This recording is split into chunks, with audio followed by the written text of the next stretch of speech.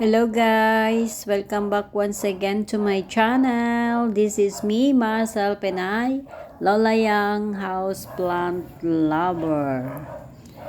Ayan guys, ang pag-uusapan natin today's video is about my beautiful desert rose. Ayan guys, ito yung isa sa mga blooming kong flowering plant. Ayan, is a variety of succulent plant. Adenium or desert rose. Ayan, maraming ganitong halaman guys dito sa Pilipinas. And ang kanyang puno, look at the puno guys ng desert rose. Ayan, ang kulay guys nitong aking desert rose is kulay red na medyo pink ng konti. Pero red yan guys. And ang desert rose guys ay marami pong kulay yung kanyang flowers. Merong pink and merong white. Ayan, meron din po akong white kaya lang hindi pa namumulaklak yung white. Ayan, ang blooming ngayon ng aking desert rose ay itong kulay pink. Look at guys, may tumubong pansit-pansitan. Ayan, sa kanyang puno. Ayan, ang kanyang shape. Look at the shape ng kanyang flowers guys. Bell shape or trumpet. Parang trumpet or bell shape ang kanyang flowers. And yung kanya namang dahon, ayan, look at the dahon guys. Yung margin sa gitna ng kanyang foliage, ang ganda, kulay white na napapalibutan ng green. Ayan, sobrang ganda ng kanyang kulay ng dahon, green na green. Ayan, ang kanyang flowers guys kapag hindi pa namumukadkad. Ayan, pag hindi pa nagbo-blooms yung kanyang flowers, ayan, ganyan ang hitsura. Ayan. Pag namumukadkad na at nagbo-blooms na yung kanyang flowers, ayan, bell shape. Ayan guys, oh, sobrang ganda. Ayan guys. Ito ay isa rin sa mga pinakasikat na halaman dito sa atin sa Pilipinas at ganun din po sa ibang bansa. Ang desert rose guys ay nagbo-bloom sa kanyang flowers kapag ganitong sasapit ang spring season or tag-init naman dito sa atin sa Pilipinas. Ayan, ang ganda ng kanyang dahon guys, oh. 'Di ba? Ayan guys, ang kanyang kung paano alagaan ang desert rose. Direct sunlight guys, required full sun and well-drained soil. Ayan. Take note guys, full sun, required full sun and well-drained soil. Ayan. This plant is a succulent with a thick swollen trunk. Ayan ang kanyang trunk guys. Trumpet shape or bell shape, usually with 5 petals. 5 petals pala guys yung kanyang flowers. Meron siyang iba't ibang kulay. Ang flowers ng desert rose. Merong pink, may red, and merong white. Typically, 3 to 3 inches in diameter ang kanyang flowers. Trumpet shape, bell shape flowers. Ayan. And guys, ang desert rose, wag niyo laging didiligan.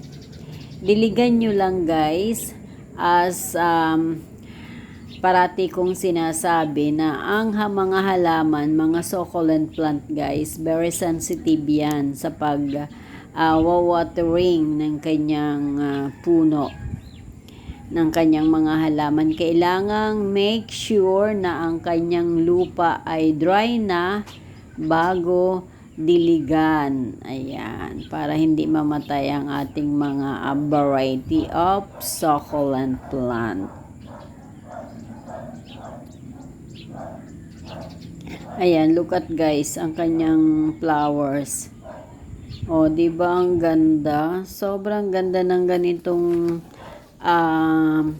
halaman guys. Hindi naman siya ibig sabihin na mahirap alagaan. Oo, basta full sun na ilalagay mo siya sa nasisikatan ng araw. And then, i-maintain mo yung pagdidilig ng kanyang mga halaman. Like for example, every week, kapag yung kanyang soil is dry na. Ako, tinatouch ko yung kanyang soil. Kapag dry na, like for example, ganito, tag-init na dito sa atin sa Pilipinas. Kapag every 3 days, guys, dry na yung kanyang soil. So, dinidiligan ko ng konti. Oo, konti lang. Oo. Ang pinaka-importante, guys, ay yung pagdidilig and direct sunlight. Ayan. Pag ganitong klase ng halaman, full sun, guys, ang kailangan niya. Ayan, para nagbo-blooms yung kanyang flowers. Ayan, ang aking halamang desert rose or adenium plant. Thin and delicate leaves. Ayan, ang delicate pala yung kanyang leaves. Ayon sa aking pag-aaral. Ayan, look at the leaves, guys.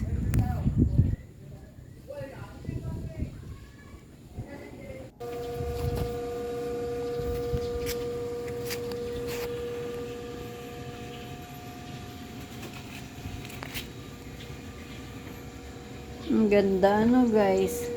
Sobrang ganda ng ganitong halaman. Oo. Nakalagay lang guys ito sa amin terrace para direct sa sunlight yung kanyang puno. Ayan, lumalaki ang ganitong halaman guys kapag hindi nyo i-propagate or tinitrim. And then maganda rin gawin guys itong bonsai. Bonsai na guys itong aking ito. Bonsai na to. Oo, kasi yung ibang mga halaman kong desert ay nanggaling na rin sa kanya. Ito yung mother plant. Yan yung mother plant ko guys.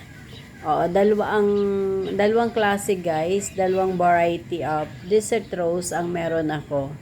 The color white and the color red. Yung color white guys, hindi pa siya nagbo-blooms. Yan lang kulay red. Yung kanyang anak na din guys, nagbo-blooms na rin yung kanyang flowers. Oo, may isa ng flowers yung kanya. Look at the petals guys. How many petals? Oh, ayan, ang dami, 'di ba? Usually 5 petals daw ang flowers ng desert rose. Pero more than yung akin, more than 5 petals. Bilangin nyo, 1, 2, 3, 4, 5, 6. More than 1. Ayan. Pero hindi naman lahat ng flowers ay merong 5 petals. Merong isa lang. Yung anak niya, isa lang petals pa. Nagbo-blooms. Ayan guys, sobrang ganda. Tingnan nyo guys. Inilagay ko sa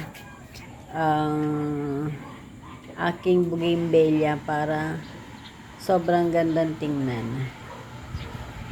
Ayan. Ayan guys. So, sobrang ganda niyan tingnan.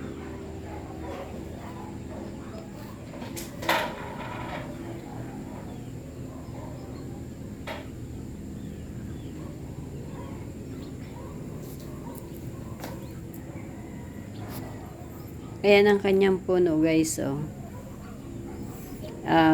Tinubuan na ng ng pansit-pansitan. Ayan, hindi nakakasawang panoorin, guys. Kasi yung kanyang shape ng kanyang flowers is bell shape or trumpet shape. O, diba? Ang ganda. Sobrang gandang halaman ang desert rose.